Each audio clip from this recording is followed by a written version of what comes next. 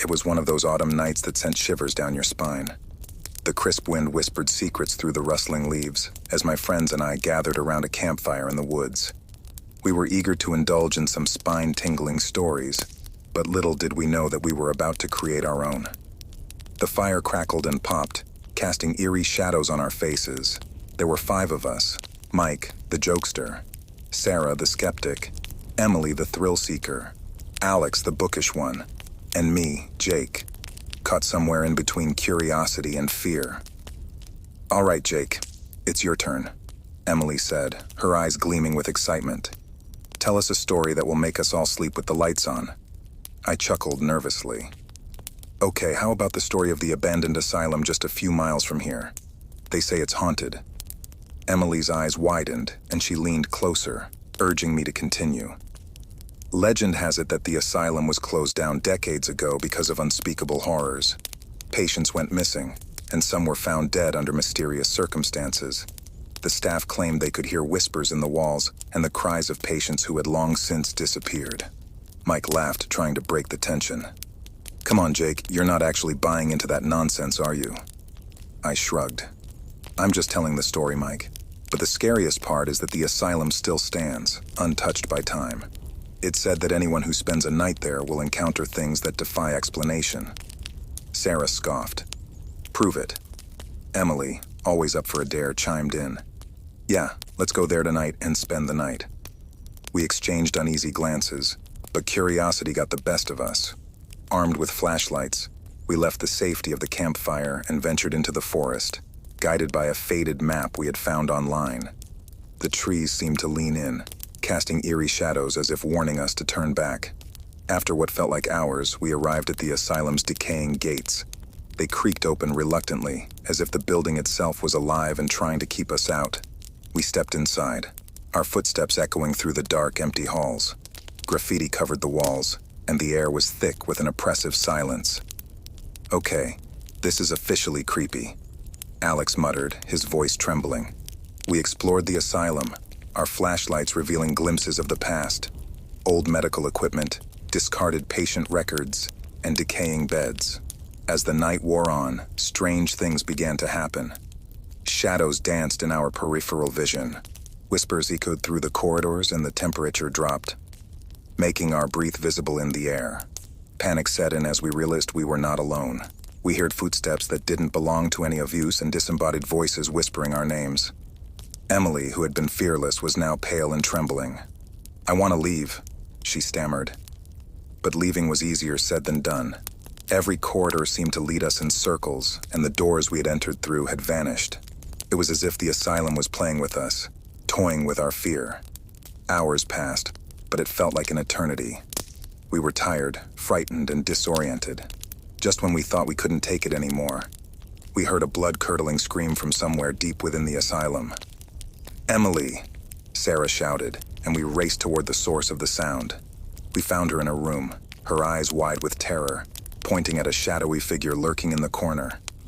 As our flashlights illuminated the figure, we gasped in horror. It was the ghostly apparition of a patient, her eyes hollow and filled with pain.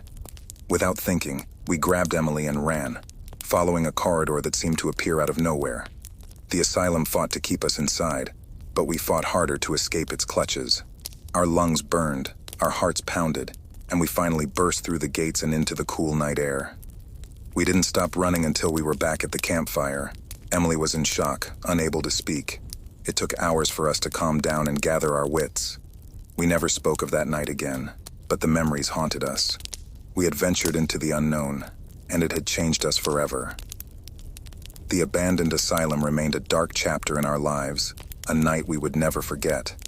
A night when the line between the living and the dead blurred, and the horrors of the past came back to life.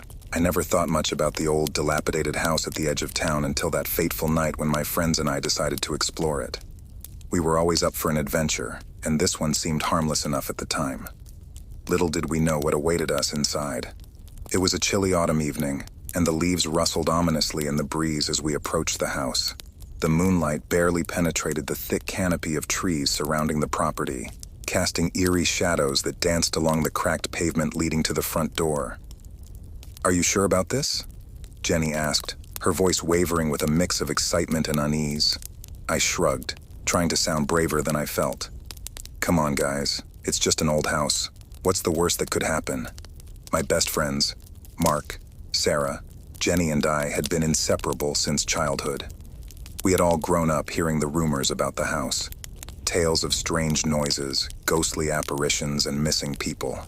But we were convinced that it was all just urban legend.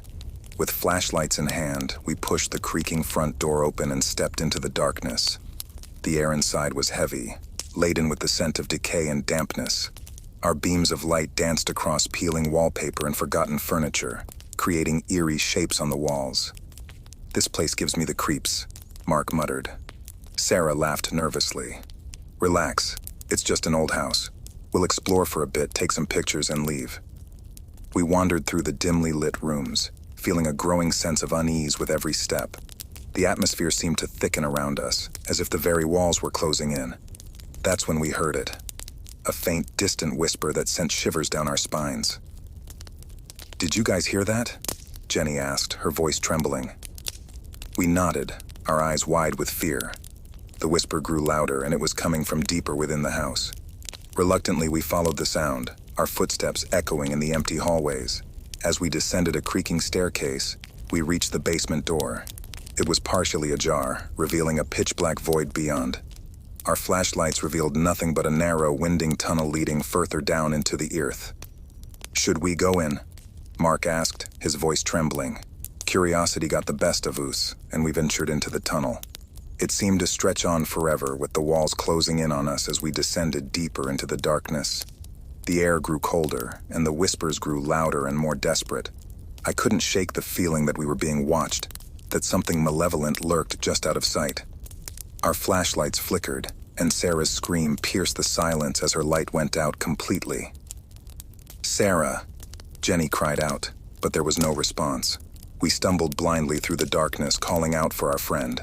The whispers intensified, now forming unintelligible words that echoed in our minds. Panic set in as we realized we were lost in a labyrinthine maze. Hours passed and we never found Sarah. Our flashlights eventually died, plunging us into total darkness. We huddled together, the whispers growing louder until they were a cacophonous chorus of despair. Days turned into weeks, and we remained trapped in that nightmarish underground world. We never saw Sarah again, and our sanity began to unravel as the relentless whispers tore at our minds. As I sit here now, scribbling these words by the feeble light of a candle, I can't help but wonder if the legends about the old house were true.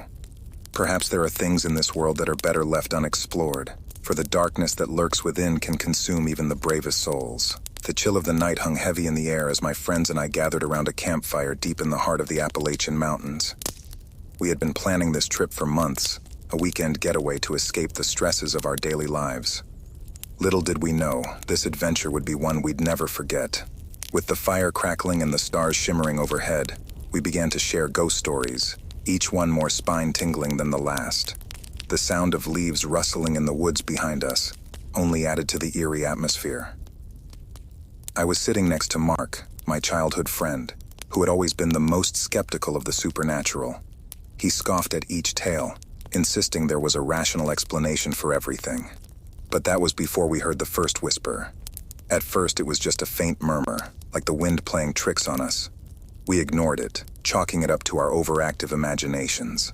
But then it happened again, and this time it was unmistakable. "Did you guys hear that?" Sarah, our resident horror movie aficionado, asked, her voice trembling. We fell silent, straining our ears. The whispering grew louder, and it seemed to be coming from all around us. It wasn't incoherent babble. It sounded like distinct words, but I couldn't make out what they were saying. "Maybe it's just some hikers passing by," Mark suggested, but his voice quivered as he said it. We grabbed our flashlights and ventured into the darkness, hoping to find the source of the whispering. Our beams of light cut through the trees, casting eerie shadows that danced like specters in the night. That's when we stumbled upon it, a small abandoned cabin hidden deep in the woods. The windows were shattered, and the door hung off its hinges. It looked like it hadn't been occupied in years. We approached cautiously, our hearts pounding. As we entered the cabin, the whispering grew even louder. and it was clear now that the voices were angry, filled with despair.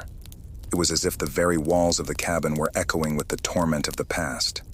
We couldn't understand the words, but the anguish in those voices was unmistakable. My friends and I exchanged nervous glances, our flashlights trembling in our hands. We knew we should leave, but something compelled us to stay, to uncover the source of this unsettling phenomenon. We ventured deeper into the cabin, our footsteps echoing on creaky wooden floorboards. The whispering seemed to follow us, growing more frantic and agitated. Then, as we reached the decrepit staircase leading to the basement, it abruptly stopped. We hesitated for a moment, debating whether to go down, but curiosity got the better of us. With trembling hands, we descended into the inky darkness below. The air grew colder, and a feeling of dread washed over us. In the dim light of our flashlights, we saw something that sent shivers down our spines. The basement was filled with old, weathered dolls, hundreds of them, hanging from the ceiling, lining the shelves and scattered across the floor. Their lifeless eyes seemed to follow us, and their eerie silence was deafening. The whispering started again, louder and more anguished than ever. This time we could make out the words, "Let us out. Release us." In a panic, we rushed back up the stairs and out of the cabin, not looking back. The whispering faded as we put distance between ourselves and that nightmarish place. Back at our campfire, we huddled together, trying to make sense of what had just happened. Mark, the skeptic, was pale and shaken, unable to offer any rational explanation. We decided to pack up and leave the mountains immediately. As we drove away, the whispering haunted our thoughts, a chilling reminder of the inexplicable horrors we had encountered that night. We may never know the true nature of the voices that tormented us in the Appalachian wilderness, but one thing was certain: we would never venture into those woods again. I had always been a fan of exploring abandoned places, and my group of friends shared the same interest. So, when we heard about an old, decrepit mansion at the outskirts of town, we couldn't resist the temptation to check it out one moonless night. The mansion stood like a forgotten sentinel, its imposing facade obscured by overgrown ivy and shadows. The air was thick with a sense of foreboding as we approached, our flashlights cutting through the inky blackness. The gravel crunched beneath our sneakers, creating eerie echoes in the silence. As we pushed open the creaking door, a gust of cold wind greeted us, sending shivers down my spine. The atmosphere inside was stifling, and the air smelled musty, like the pages of an old book left untouched for centuries. Our footsteps echoed through the grand foyer as we ventured further inside. Moonlight filtered through cracked windows, casting eerie shapes on the decaying wallpaper. It was as if the house itself was alive, breathing in whispers and sighs. We explored room after room, each one filled with forgotten relics of the past, dusty furniture, faded portraits, and remnants of a life once lived. But it was when we entered the ballroom that things took a sinister turn. The room was massive, with a grand chandelier hanging precariously from the ceiling. The moment we stepped inside, the door slammed shut behind us with a deafening bang, leaving us trapped in a darkness so absolute, it felt suffocating. Panic set in as we fumbled for our flashlights, their feeble beams revealing strange symbols etched on the walls. It was as though we had stumbled upon something ancient and malevolent. We huddled together, our breath shaky, trying to rationalize the situation. That's when we heard it. The faintest whisper, a spectral voice that seemed to emanate from the very walls. It was unintelligible at first, but as it grew louder, we could make out eerie phrases, as if the house itself were speaking to us. "Get out," it murmured. "Leave while you can." We exchanged terrified glances, our hearts pounding in unison. The room felt as though it were closing in on us, the walls shifting and contorting. In our desperation, we pushed at the door, but it wouldn't budge. Then, a cold wind swept through the room, extinguishing our flashlights, plunging us into complete darkness. The voice grew louder, angrier, and an otherworldly chill gripped us, numbing our limbs. Suddenly, the chandelier above us began to swing violently, casting eerie shadows that danced around the room. We screamed in terror, desperately searching for an escape route. With a final surge of strength, we managed to force the door open, and we spilled out into the moonlit hallway. The mansion seemed to sigh in relief as we fled, its whispered warnings fading into the distance. We never returned to that forsaken mansion, But the memories of that night continue to haunt my dreams. Some things are best left untouched, for within the darkness of the past, there are secrets that should never be unearthed. The wind whispered through the trees, sending shivers down my spine as I stumbled through the dense, dark woods. I wasn't sure how I had ended up here, lost and disoriented, but panic gnawed at the edges of my mind. My flashlight flickered weakly, casting eerie shadows on the gnarled tree trunks that loomed like silent sentinels around me. I should have never ventured into these woods at night. The stories of strange disappearances and unexplained phenomena were supposed to be just urban legends. But now, I found myself living one. A chill settled over me as I realized that the path I'd been following had vanished, swallowed by an encroaching darkness that felt alive. With each step, I heard the faint rustling of leaves and the distant cawing of crows, their calls echoing in the eerie silence. My heart pounded, drowning out all other sounds, and I tried to calm myself. It was just my imagination playing tricks on me, I thought. But then I heard it, the soft, distant sobbing of a child. My breath caught in my throat as I turned towards the sound, my flashlight trembling in my trembling hand.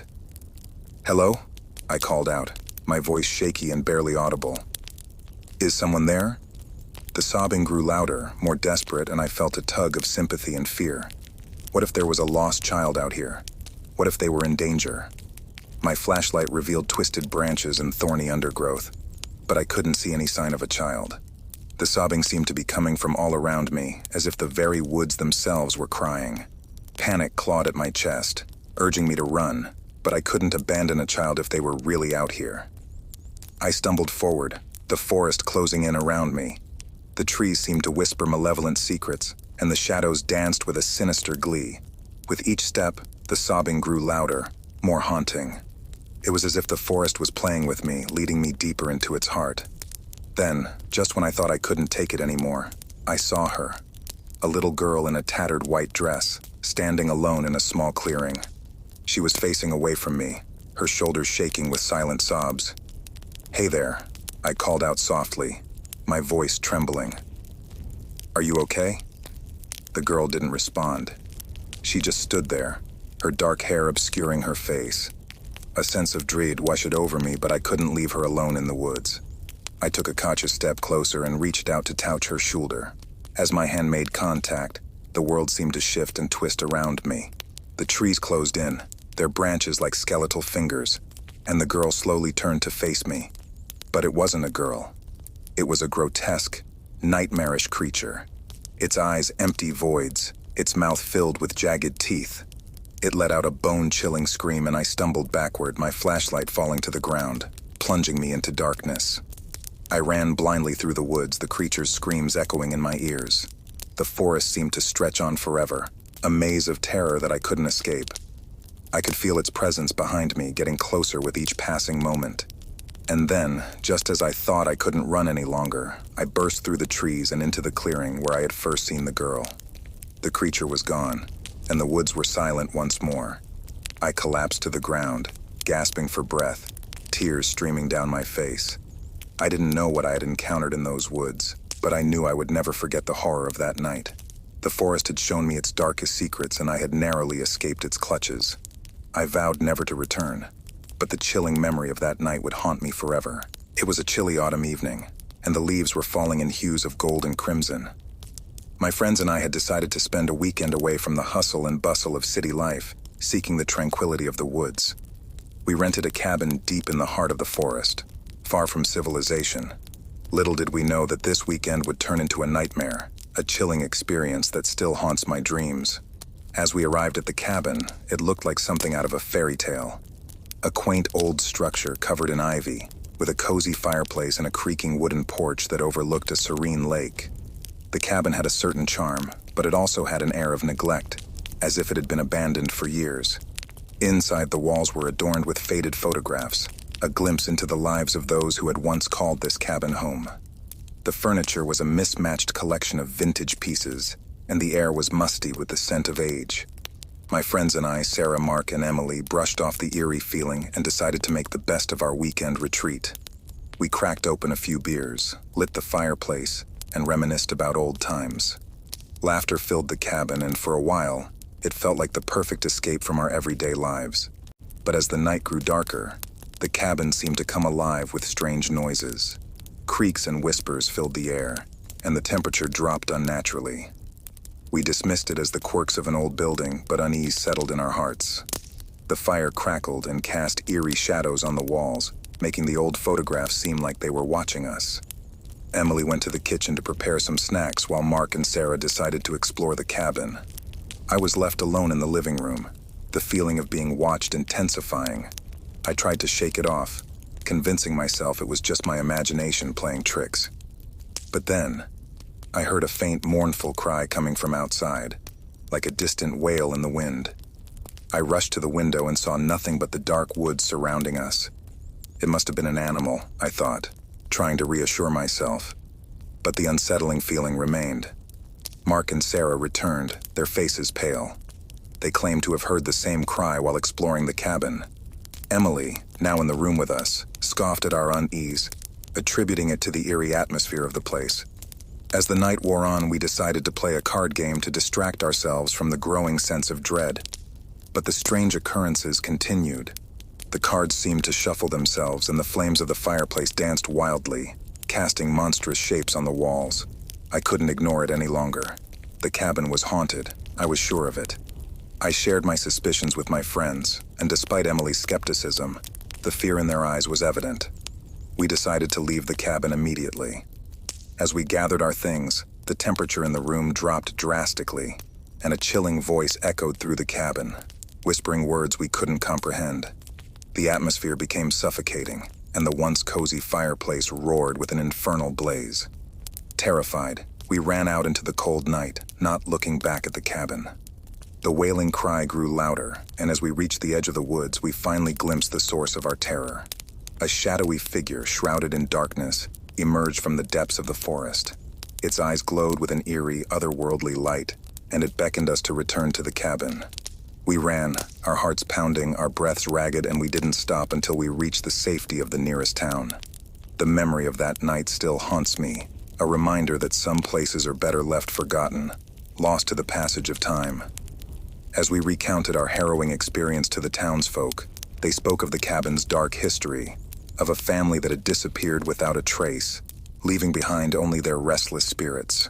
We had unwittingly stumbled into a place where the lines between the living and the dead had blurred, and we were lucky to have escaped with our lives.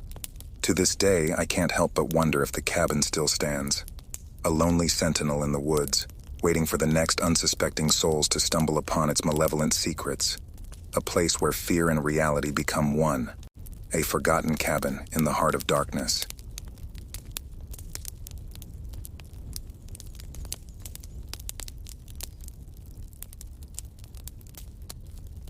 It all started on a chilly October evening when my group of friends decided to go on a weekend camping trip in the remote woods. We were a tight-knit crew: Jeremy and Hannah, Jeffrey and Jill, Evan, Mariah, and me. Little did we know that fateful trip would bring us closer in the most unexpected way. We chose an isolated spot deep within the forest, a place untouched by civilization. Our campsite was surrounded by towering trees whose branches rustled ominously in the wind. As we set up our tents, Evan was sneaking glances at Mariah, the girl he had secretly been crushing on for months.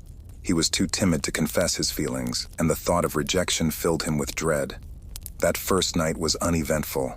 We gathered around the campfire, sharing ghost stories and roasting marshmallows.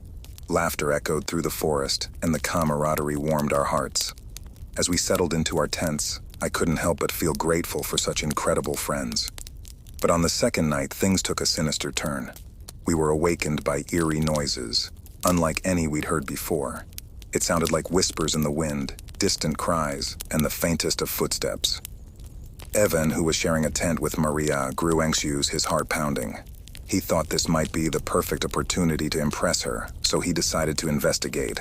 He unzipped the tent and stepped outside, his flashlight cutting through the inky darkness. Mariah, worried about his safety, followed closely behind. As they ventured deeper into the forest, the chilling noises grew louder. Evan's bravery wavered, but he couldn't let Mariah down. He clutched her hand tightly, trying to hide his fear. Meanwhile, the rest of us were wide awake, our concern growing as Evan and Mariah hadn't returned. Jeremy and Hannah decided to search for them, while Jeffrey and Jill stayed behind to keep an eye on the campsite. The forest seemed to close in around us, the darkness pressing in from all sides. Evan and Mariah stumbled upon an ancient, overgrown trail. The eerie sound seemed to originate from that direction. As they followed it deeper into the woods, they stumbled upon an abandoned cabin, its wooden walls rotting and windows broken. Mariah shivered, and Evan tried to hide his own unease. Inside the cabin, they discovered a collection of old photographs and journals. They revealed a chilling history of a family that had once lived here. It was a tale of madness, obsession, and occult rituals. Evan's flashlight flickered, casting eerie shadows on the decaying walls.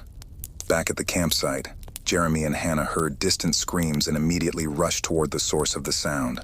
They arrived at the cabin, their faces drained of color when they saw Evan and Maria frozen in terror. The sinister noises had grown louder surrounding them. Without a second thought, we all got the red in the cabin. Jeffrey and Jill, who had followed the trail of our friends, arrived, panting and terrified. It was then that Evan finally found the courage to confess his feelings for Mariah, not knowing if they would make it out of this eerie place alive. As the night wore on, we realized that whatever haunted this cabin wanted something from us. It craved our fear, our anguish, and our despair, but we refused to give in. Together, we pieced together the family's history and discovered a way to break the curse that bound them to this place. With unity and unwavering determination, we performed a ritual to release the trapped spirits, and the haunting ceased. The cabin fell silent, and we felt an overwhelming sense of relief and accomplishment. Evan finally confessed his feelings to Mariah, and to everyone's surprise, she felt the same way. Our bond as friends had deepened in the face of the supernatural, and we left that cursed cabin with our hearts full of love and our spirits stronger than ever. We had faced our fears together, and in doing so, we had become a family of our own, forever bound by the memories of that haunting night in the woods. I still remember that fateful weekend at Lakeview Cabin. It was early fall, and the leaves had started to turn into shades of orange and red. My friends and I decided to escape the city's hustle and bustle for a relaxing weekend by the lake. We rented a cozy cabin nestled in the woods near the tranquil Lakeview. The place was idyllic, a perfect autumn getaway. The air was crisp, and the smell of pine trees filled our noses.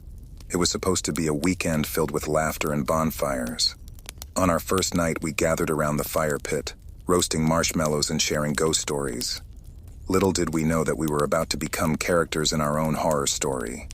As the night grew darker, strange sounds echoed through the woods. Leaves rustled, branches snapped, and eerie whispers seemed to come from nowhere. We laughed it off, blaming our overactive imaginations and the creepy stories we had just told. But as the weekend went on, the unease grew. Shadows danced just beyond the edge of our vision, and we heard footsteps outside the cabin at night. One afternoon, while hiking near the lake, we stumbled upon an old, abandoned cottage. The place had a sinister aura about it, and we couldn't resist exploring. The inside was decrepit, with faded wallpaper and creaking floorboards. As we ventured deeper, we discovered a room filled with ancient journals and a disturbing painting of a ghostly figure. The journals spoke of a local legend, the vengeful spirit of a woman who drowned in Lakeview decades ago. The more we read, the more we became convinced that something malevolent was lurking in the woods. We hastily left the cottage, but the sense of dread stayed with us.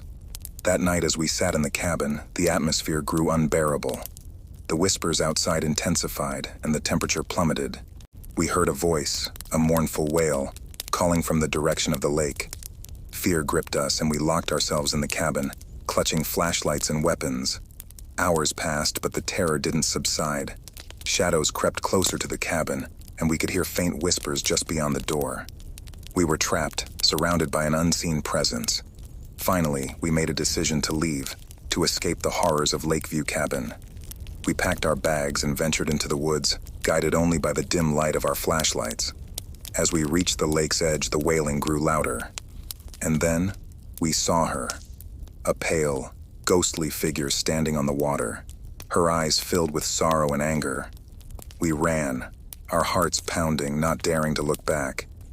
The legend of Lakeview Cabin had become our own horrifying reality. To this day, I can't shake the feeling that fall brings not just the changing leaves, but also a chilling reminder of that terrifying weekend. Halloween has always been my favorite time of year. The crisp autumn air, the smell of pumpkin spice, and the excitement of costumes and candy. It's like stepping into a different world. But this Halloween something happened that made me question everything I thought I knew about the holiday. It was a typical October evening, with the sun setting early and casting long shadows across the quiet suburban neighborhood. My friends and I had been planning our Halloween party for weeks. We had transformed our backyard into a haunted graveyard, complete with fake tombstones and eerie fog machines. I was dressed as a zombie, with tattered clothes and pale makeup that made me look like I had risen from the dead. As the night grew darker, our party was in full swing. The sound of laughter and spooky music filled the air, and the soft glow of jack-o'-lanterns illuminated the yard. I was having a blast, chatting with friends and sipping on cider. But as the hours ticked away, I couldn't shake the feeling that something was off. It started with a subtle rustling in the bushes at the edge of the yard. I brushed it off as the wind playing tricks on me, but I couldn't ignore the feeling of unease that settled in my stomach. I excused myself from the conversation I was having and walked over to the bushes to investigate. The rustling grew louder, and I felt a chill run down my spine. I peered into the darkness, but I couldn't see anything unusual. Maybe it was just a raccoon or a neighborhood cat, I thought. But then I heard it. A faint, eerie whisper that sent shivers down my spine. "Come closer." I froze in place, my heart pounding in my chest. The voice was soft and seductive, like a siren calling sailors to their doom. I couldn't see anyone, but the voice seemed to be coming from the shadows themselves. "Who's there?" I stammered, my voice quivering. No response, just more rustling in the bushes. I took a cautious step closer, my curiosity getting the better of me. That's when I saw it, a pair of glowing crimson eyes staring back at me from the darkness. Panic welled up inside me and I stumbled backward, tripping over a fake tombstone and falling to the ground. My friends rushed over, concern etched on their faces as they helped me to my feet. But when I pointed to the bushes and tried to explain what I had seen and heard, they just exchanged worried glances. "It's probably just a prank, dude," one of them said, trying to reassure me. But I knew what I had experienced was real. Those eyes, that voice, they were unlike anything I had ever encountered. I couldn't shake the feeling that something malevolent lurked in the shadows, something that didn't belong to our world. As the night wore on, I couldn't enjoy the party anymore. Every rustle of leaves, every gust of wind made me jump. I kept my distance from the bushes, but I couldn't shake the feeling that whatever had called out to me was still watching, still waiting. When the party finally ended and everyone went home, I couldn't sleep. The events of that Halloween night haunted my thoughts. I knew I had experienced something beyond the realm of the ordinary, something that defied explanation. To this day, I can't look at Halloween the same way. The holiday that used to bring me so much joy now fills me with a sense of unease and dread. I don't know what lurks in the shadows on Halloween night, but I'll never forget those crimson eyes and that haunting voice that called me closer, beckoning me into the unknown. The night was heavy with an eerie stillness, and the air hung thick with a sense of foreboding as I trudged along the desolate country road. The moon cast ghostly shadows, and the rustling leaves sounded like whispers in the darkness. I had taken this path countless times before, but tonight it felt different. My footsteps echoed in the silence, each crunch of gravel sending shivers down my spine. I couldn't shake the feeling that I was being watched, that unseen eyes followed my every move. The occasional hoot of an owl or the distant howl of a coyote only added to my unease. As I rounded a bend in the road, an old, dilapidated house came into view. It stood there like a haunted sentinel, its windows shattered and its walls covered in ivy. A feeling of dread washed over me as I remembered the stories whispered by locals, tales of a family that had once lived there, a family that had vanished without a trace. I couldn't resist the urge to investigate. My curiosity got the better of me as I approached the decaying structure. The front door creaked open as if inviting me inside. The place smelled of mold and decay, and the floorboards groaned beneath my weight. I pulled out my flashlight, its feeble beam revealing the tattered remnants of wallpaper and a grand staircase that led to the upper floors. The air grew colder with every step I took, and a feeling of suffocating dread settled in my chest. A door on the ground floor stood slightly ajar, and I couldn't resist the urge to push it open. The room beyond was a nightmare. Broken furniture and shattered glass littered the floor, and faded family portraits stared down at me, their eyes seeming to follow my every move. A faint sound echoed from upstairs, a soft, mournful sob that sent shivers down my spine. I climbed the creaky stairs, each step a testament to the age of the house. The sobbing grew louder, more desperate, and I finally reached the top of the staircase. The corridor was bathed in an eerie, sickly green light, and the source of the sound was clear. A door at the end of the hallway stood ajar, and the sobbing emanated from within. My heart raced as I approached, the handle cold and clammy beneath my touch. I pushed the door open slowly, revealing a small, dimly lit room. In the center, a figure huddled on the floor, its back to me. The sobs were deafening now, a symphony of sorrow and despair. I called out, my voice trembling, but there was no response. As I approached the figure, I could make out tattered clothing and matted hair. It was a girl, her shoulders shaking with each sob. My instincts urged me to run, to flee this place, but something kept me rooted in that room. "Are you okay?" I finally managed to stammer, my voice barely audible over her cries. The girl slowly turned to face me, and what I saw froze the blood in my veins. Her eyes were hollow sockets, her skin pallid and mottled with decay. She stared at me, her empty gaze filled with an insatiable hunger, and a guttural moan escaped her cracked lips. I stumbled backward, my flashlight falling to the floor with a clatter. Panic surged through me as I turned and ran down the hallway, the girl's unearthly wails echoing behind me. I could feel her presence closing in, her cold, clammy fingers brushing against my back.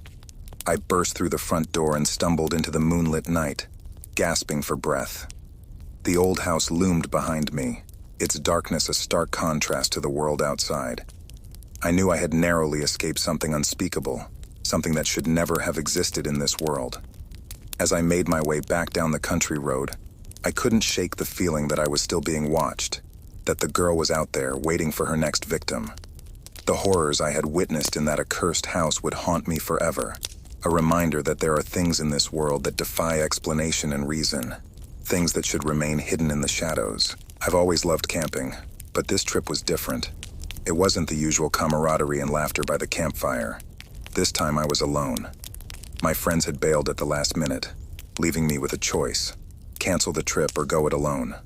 The call of the wilderness was too strong to resist, so I packed my gear and headed deep into the woods. The first day was uneventful. I set up my campsite near a serene, babbling brook and marveled at the peace and quiet. The birds chirped their soothing songs as the sun dipped below the horizon, casting long, eerie shadows through the trees. I shook off my unease and convinced myself that I was simply overthinking things. That night, as I lay in my tent, the forest seemed to come alive with strange sounds. Twigs snapped, leaves rustled, and the wind carried whispers that sent shivers down my spine. I clutched my flashlight like a lifeline and scanned the darkness outside, but I couldn't see anything unusual. Chalking it up to my imagination, I tried to fall asleep, but sleep was elusive. Every time I closed my eyes, I felt like I was being watched. The forest was playing tricks on me, or so I thought. I was a grown adult after all. Monsters and ghosts didn't exist. The second day started with an unsettling discovery. My campfire had been tampered with. The logs were scattered, and the ashes formed strange symbols. Panic set in, and I considered packing up and leaving, but my stubbornness kept me there. I needed this experience, I told myself. As the day progressed, my unease grew. The forest had an oppressive atmosphere, like it was closing in on me. I decided to go for a hike to clear my mind. The trail I chose was narrow and overgrown, but I pushed forward. It was then that I heard it.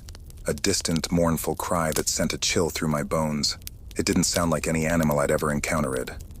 My heart raced as I followed the sound, my footsteps echoing in the quiet woods. The cry grew louder, and with each step, my fear intensified. I stumbled upon a small clearing, and there it was. A creature unlike anything I had ever seen. It had pale, hairless skin and elongated limbs, its fingers ending in sharp, bony claws. Its eyes were vacant, like two dark voids, and it let out another haunting wail. Frozen in terror, I watched as it shuffled closer, its movements jerky and unnatural. I fumbled for my camera, desperate to capture evidence of this bizarre encounter. But as I raised the camera, the creature let out a blood-curdling screech, and my hands trembled, dropping the device to the forest floor. I stumbled backward, my heart pounding in my chest. The creature continued its eerie advance, its hollow eyes locked onto mine. In a blind panic, I turned and ran, crashing through the underbrush. The forest seemed to close in around me, the trees reaching out with gnarled branches to grab at my clothes. My mind raced with terrifying thoughts, and I could hear the creature's footsteps behind me, growing louder and closer with each passing second. I burst into my campsite, gasping for breath, and scrambled to grab my backpack. I had to get out of there. But as I turned to leave, I froze. The creature was there, standing at the edge of the clearing, its grotesque form bathed in the dim moonlight. It let out another mournful cry, and I realized it was surrounded by more of its kind, emerging from the shadows. Panic consumed me as I realized there was no escape. The creatures closed in, their eerie wails echoing through the forest. I backed away slowly, my flashlight flickering, and I could see their twisted, contorted faces in the dim light. They were hungry, and I was their prey. In a final act of desperation, I turned and sprinted toward the brook, hoping to lose them in the water. But as I plunged in, I felt sharp claws grip my ankle, pulling me under. The icy water closed over my head and I gasped for air, but it was too late. The last thing I saw was their pale, twisted faces peering down at me from the water's surface. The forest had claimed me, and as darkness closed in, I knew that I would never escape its terrifying grip. And now as I tell this tale from beyond the grave, I can only hope that my story serves as a warning to those who dare to venture too deep into the haunted woods. I've known my buddy Mark for as long as I can remember.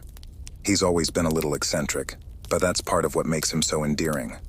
We share everything, from late-night gaming sessions to heart-to-heart conversations. But lately, he'd been harboring a secret, one that was gnawing at him like some hidden monster in the dark. It all started when he met Sarah. She was new in town, and it wasn't long before she became the talk of our small community. Beautiful, charming, and mysterious, she had this aura that drew everyone in. Mark was captivated from the moment he laid eyes on her, and I couldn't blame him. There was something enchanting about her that made you want to dive deep into her world. Mark's crush on Sarah was as obvious as a neon sign in the night, but he couldn't find the courage to tell her. He'd go on and on about her to me, dissecting every conversation they'd had, analyzing her every move, and deciphering her text messages like they were ancient hieroglyphs. It was clear that he was becoming obsessed. One evening, as we sat in his dimly lit room, the eerie silence between us was shattered by Mark's jittery voice. "I need to tell her, man," he said, his eyes darting around the room as if searching for an escape route. "I can't keep this to myself anymore. It's driving me crazy." I nodded, trying to hide my concern. "You should, Mark. Just be honest with her." He gave me a nervous smile, the kind that didn't reach his eyes. "Yeah, you're right. I'll do it tomorrow." But tomorrow turned into a week, then a month, and Mark was still stuck in the same cycle of overthinking and second-guessing himself. I watched him descend further into madness, his once easygoing personality now marred by paranoia. One night, Mark invited Sarah and a few friends over for a casual gathering. As we all chatted and laughed, Mark's obsession with her became increasingly apparent.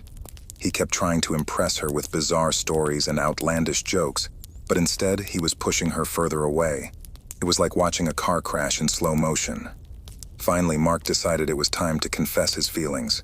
He took a deep breath, his eyes wide with terror, and blurted out, "Sarah, I really like you. I've liked you for a long time, and I just had to tell you." The room fell silent, and I could feel the tension in the air. Sarah looked at Mark, her face a mix of shock and discomfort. She stammered out a polite response, but it was clear she didn't share his feelings. Mark's heart sank, and I could see the humiliation etched on his face. He excused himself and retreated to his room, leaving a trail of awkwardness in his wake. As the night wore on, I tried to console him, but he was inconsolable. His obsession with Sarah had turned into a nightmare, and the reality of her rejection was too much for him to bear. In the days that followed, Mark's behavior became increasingly erratic. He withdrew from our group of friends, spending hours alone in his room, lost in a dark abyss of self-doubt and despair. It was painful to watch, but he refused to let anyone help him. In the end, Mark's infatuation with Sarah had consumed him, transforming him from the quirky, fun-loving friend I once knew into a shadow of his former self. It was a chilling reminder of how powerful and destructive unrequited love could be, turning someone's world into a horror story of their own making. I had known my friend Alex for as long as I could remember. He was always the weird and quirky guy in our group, but that's what made him so endearing. He had a fascination with the macabre and an uncanny ability to make even the most mundane situations feel unsettling. But despite his quirks, there was one thing that terrified him more than any horror movie: expressing his feelings to a girl. It all started when Alex met Sarah. She was a classmate of ours, and she seemed like the girl of his dreams. She had a dark sense of humor, loved horror movies, and was just as quirky as he was. The only problem was that Alex couldn't work up the courage to tell her how he felt. One evening, as the sun dipped below the horizon, casting eerie shadows across our small town, Alex and I decided to have a heart-to-heart talk at our favorite abandoned playground. The swings creaked ominously in the gentle breeze, setting the perfect eerie atmosphere for Alex's confession. "Man, you have no idea how terrified I am," Alex whispered, his voice trembling like a leaf in the wind. I looked at him, concern etched across my face. "Terrified of what, Alex?" He stared at the rusty chains of the swing, his eyes fixed on a distant point. "Telling Sarah how I feel. I mean, what if she thinks I'm too weird or crazy for her? What if she rejects me?" I tried to reassure him, reminding him of all the shared interests and quirky moments they had experienced together. But Alex was trapped in his own world of doubt and fear. He began to weave an eerie narrative in his mind, one where rejection from Sarah would plunge him into madness. As we sat on those haunted swings, he described his vision to me. "I can see it now, man. If she says no, I'll start hearing whispers in the dark, telling me I'm not good enough. Shadows will dance in the corners of my room, mocking me. Every horror movie I love will take on a sinister new meaning, and I'll be trapped in a never-ending nightmare." I tried my best to be supportive, but the more he talked, the more I realized how deeply his imagination could twist reality. The swings creaked louder, and I swear I saw a shadowy figure in the distance, though it was probably just my imagination playing tricks on me. Days turned into weeks, and Alex's fear of rejection grew. He became more withdrawn, diving further into his obsession with horror, hoping that it would somehow prepare him for the horrors of confessing his feelings. He even began to talk about elaborate, terrifying scenarios that might occur if he ever faced rejection. One evening, after a particularly gruesome horror movie marathon, Alex finally mustered the courage to tell Sarah how he felt. I watched from a distance as he approached her, his heart pounding like the eerie soundtrack of a horror film. But just as he opened his mouth to speak, a flicker of doubt crossed his face. In that moment, something changed in Alex. His imagination, fueled by fear and anxiety, took over. He began to ramble incoherently, his words becoming a dark and twisted tale of madness. Sarah, understandably bewildered, took a step back and excused herself. Alex's prophecy had come true, but not in the way he expected. He had created his own horror story, driven by his fear of rejection. As he walked back to me, his shoulders slumped. He muttered, "I knew it, man. I'm just too weird and crazy for her." I couldn't help but feel a deep sense of sadness for my friend. He had let his fears and insecurities create a self-fulfilling prophecy, turning what could have been a beautiful love story into a haunting tale of his own making. Alex's imagination had truly become his own worst enemy, and the horror he had created was far more terrifying than any movie he had ever watched. As we left that eerie playground, the swings continued to creak in the darkness, a haunting reminder of the night Alex's fear had consumed him. And I couldn't help but wonder if there was a way to help him escape the dark narrative he had woven around himself, to find a path out of the twisted maze of his own creation. The sun had long dipped below the horizon, leaving the night shrouded in darkness. I had just moved into an old, creaky house on the outskirts of town. It was a fixer-upper, but the price was right, and I was eager to have a place of my own. Little did I know that this house would become the setting for the most terrifying experience of my life. The first night was uneventful. I unpacked boxes, settled into my new bedroom, and turned off the lights. The silence of the house was unsettling, but I chalked it up to the unfamiliar surroundings. That's when I heard it, a faint, rhythmic tapping.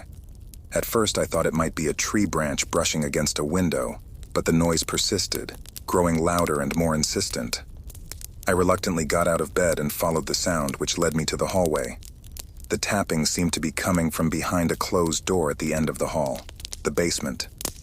I hadn't explored the basement yet, and the thought of doing so at this hour sent shivers down my spine, but I couldn't ignore the noise any longer. I slowly descended the creaky wooden steps, clutching a flashlight tightly in my hand. The basement was freezing, and my breath formed visible puffs in the air. The tapping was now accompanied by a low, guttural whisper that sent chills down my spine. As I reached the bottom of the stairs, the basement door slammed shut behind me with a force that seemed impossible. My heart raced and I fumbled for my flashlight, which had gone out. I clicked it on again, and its feeble beam revealed an unsettling sight. A room filled with old, dusty dolls. They were lined up along the walls, staring at me with empty eyes, their porcelain faces frozen in eerie, contorted smiles. The tapping and whispering grew louder, echoing through the basement. I felt a presence in the room with me, something unseen but undeniably malevolent. My flashlight flickered and died, leaving me in total darkness. Panic gripped me as I fumbled for my phone, desperately trying to turn on its flashlight function. As the light from my phone illuminated the room, I saw something that made my blood run cold. The dolls had moved. They were no longer lined up against the walls. They were scattered around the room, some lying on the floor, others propped up on old furniture. Their expressions had changed too, from twisted smiles to sinister scowls. I wanted to scream, to run, but my legs felt like lead. The whispering in the room grew louder, and it was no longer a whisper. It was a chorus of voices, each one more menacing than the last. They seemed to be speaking in a language I couldn't understand, yet the intent behind their words was unmistakable. Suddenly, the dolls began to move again, their tiny limbs jerking and twitching as if they were being controlled by some invisible force. They started to advance toward me, their eyes fixed on me with a malevolent hunger. I stumbled backward, tripping over my own feet and falling to the floor. Just when it felt like all hope was lost, a blinding light pierced the darkness. The basement door burst open, and a neighbor who had heard the commotion rushed in to save me. The dolls had frozen in their tracks, their expressions returning to their lifeless doll-like state. I stumbled out of the basement, shaken and terrified. I never set foot in that room again, and I moved out of the house as soon as I could. To this day, I have no explanation for what I experienced that night, but I can't shake the feeling that the dolls in that basement were harboring something malevolent, something that wanted to keep me there with them forever.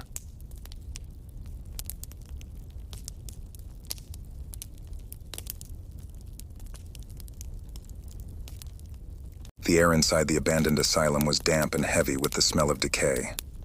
My footsteps echoed through the dimly lit hallway, each one a reminder of the isolation that surrounded me. I couldn't believe I was doing this, exploring the place that had haunted my nightmares for years. I had heard countless stories about the haunted asylum from the locals. They spoke of ghostly apparitions, strange noises, and the feeling of being watched.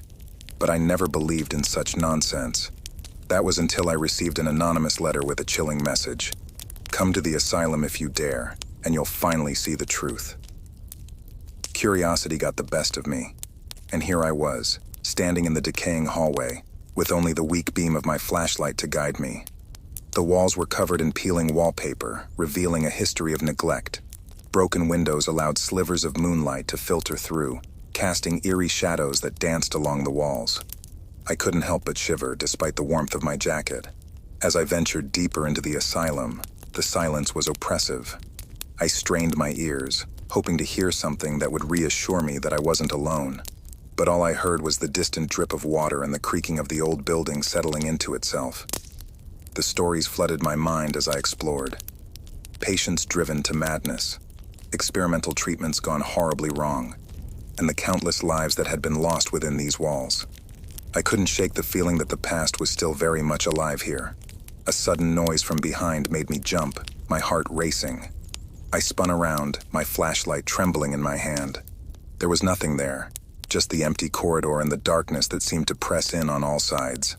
I laughed nervously, trying to convince myself that my imagination was running wild. But then, a whisper echoed through the hallway, so faint that I could barely make out the words. "Help me." The voice was desperate, pleading, and it sent a chill down my spine. I searched for the source, but there was no one there. My heart pounded in my chest as I continued down the hallway. Every shadow seemed to come to life, every creak of the floorboards a potential threat. I had to find the source of that voice, even though every instinct screamed at me to run. I entered a room that had once been a patient's cell. The walls were covered in strange symbols, and the air was thick with a sense of dread. In the center of the room, there was a flickering candle, its feeble light casting eerie shadows on the walls. And there, in the corner, was a figure, hunched and trembling. "Are you okay?" I called out, my voice shaking. The figure turned slowly, its face hidden in the darkness.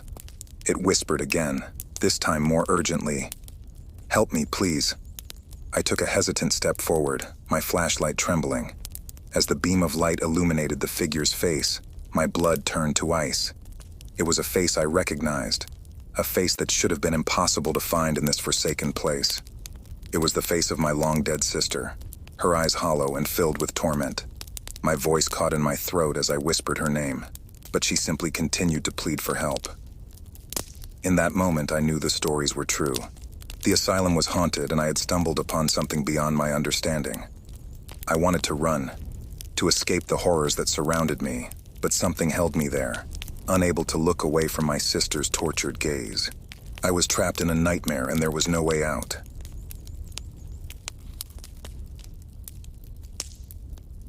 I can feel a chill creeping down my spine as I sit alone in my dimly lit apartment. The air is heavy with silence, broken only by the occasional creak of the old building settling. It's well past midnight, and the world outside my window is shrouded in darkness. My heart races, but I can't shake the feeling that I'm not alone. I've always been a bit of a skeptic when it comes to the supernatural, but tonight, I'm beginning to doubt my own convictions. It started a few hours ago when I heard a faint whisper coming from the hallway. At first, I dismissed it as a trick of the wind, but then it came again, clearer this time, like a voice carried on the breeze. I got up from my cozy spot on the couch, my footsteps echoing in the empty apartment. The hallway stretched out before me, bathed in the faint glow of a flickering light bulb. My breath caught in my throat as I strained to hear the whispers again, but there was only silence. Shrugging it off as a figment of my imagination, I returned to my spot on the couch and tried to lose myself in a book. But as I read, the whispers returned, more persistent this time. They seemed to be coming from just beyond the closed bedroom door. Swallowing hard, I approached the door, my hand trembling as I reached for the doorknob. With a deep breath, I pushed the door open slowly, and what I saw sent shivers down my spine. The room was in disarray as if someone had ransacked it. But that wasn't the most disturbing part. There, in the corner of the room, was a figure. A shadowy, indistinct figure that seemed to flicker and waver like a ghost. My heart pounded in my chest as I stared at it, unable to tear my eyes away. The whispers were louder now, forming words I couldn't quite make out. I backed away slowly, my mind racing. This couldn't be happening. I had always been a rational person, but there was no denying the supernatural presence in my apartment. Panic set in as I fumbled for my phone, desperate to call someone, anyone, for help. As I dialed 911, the figure in the corner moved closer, its form becoming more solid with each step. It was then that I saw its eyes, empty voids that seemed to pierce into my soul. The whispers grew into a cacophony of voices, each one more eerie than the last. The operator answered, but all I could manage to do was whisper for help, my voice barely audible over the chilling chorus in the room. They dispatched a unit to my location, but time seemed to slow as I watched the figure inch closer. I stumbled backward, my heart pounding, and then the lights in the apartment flickered and went out. Darkness enveloped me, and the whispers grew deafening. I knew I couldn't stay there any longer, so I made a desperate dash for the front door, my hands trembling as I fumbled for the handle. The door swung open, and I stumbled into the hallway, gasping for breath. The whispers faded, and the presence that had haunted my apartment seemed to recede. The police arrived soon after, but when they searched my apartment, they found nothing out of the ordinary. I moved out of that apartment the next day, unable to shake the feeling that something had followed me. I may never know what I experienced that night, but one thing is for sure. I'm no longer a skeptic when it comes to the supernatural. The horrors that lurk in the dark are very real, and they can shatter even the most rational of minds.